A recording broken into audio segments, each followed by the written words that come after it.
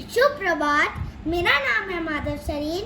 आज मैं आपके सामने एक कहानी प्रस्तुत करने जा रहा हूँ जिसका शीर्षक है समय का सदुपयोग। एक बार की बात है, सोनू और वानी भाई बहन थे। वानी बहुत ही मेहनती थी और सोनू लापरवाह था और बहुत शैतान बच्चा भी था। सोनू और वानी के माता पिता हमेशा सोनू को यही समझाते थे कि बेटा, समय का सदुपयोग करने के लिए तुम अपनी बहन से सीखो कि देखो, वो समय पर खेलती है, समय पर पढ़ती है और समय पर खाना भी खाती है। पर सोनू फिर भी झूठे वादे कर खेलने चले जाता था और आखिरकार उनकी परीक्षा के दिन पास आने ही लगे। फिर उनके पिताजी ने उनको समझाया, मन लगाकर पढ़ो। पर उन्होंने ये भी कहा कि हमें सोनू की बहुत चिंता है कि वो आज का काम कल पर डाल देता है और परीक्षा को सिर्फ एक दिन रह गया था और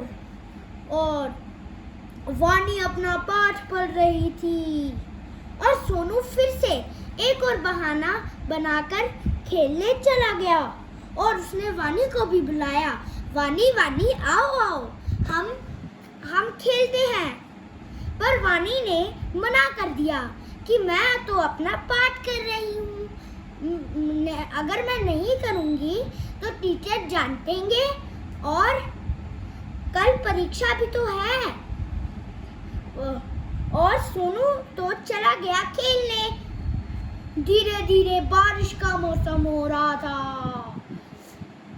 फिर वानी ने सोचा, मैं अपना पाठ कैसे करूँगी? बारिशों में तो अक्सर बिजली भी चली जाती है। फिर उसने सोचा, मैं सोनू को भी आवाज लगाती हूँ। वानी ने कहा, सोनू तुम भी घर आ जाओ। अगर तुम घर नहीं आओगे तो कल परीक्षा है। तुम अपनी परीक्षा में क्या लिखोगे? और बारिशों में अक्सर बिजली भी चली जाती है। लेकिन सोनू ने वानी की मानी ही कहा। सोनू अक्सर शाम तक खेलता रहा और उसके बाद अचानक से बहुत तेज बारिश होने लगी और सोनू बहुत तेज अपने घर की तरफ दौड़ा। सोनू तब अपने घर पर पहुंचा जब बहुत जल्दी बारिश हो रही थी और उसने घर जाकर देखा कि हमारे घर में ही नहीं, सारे गांव में बिजली नहीं है। फिर वो बहुत परेशान हुआ और वो रोने लगा।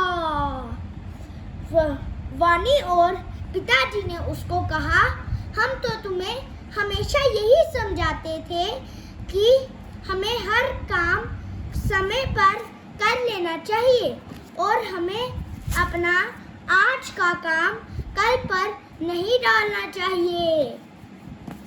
फिर सोनू को समझ आ गया कि हमें आज का काम कल पर नहीं डालना चाहिए और हर काम समय पर कर लेना चाहिए।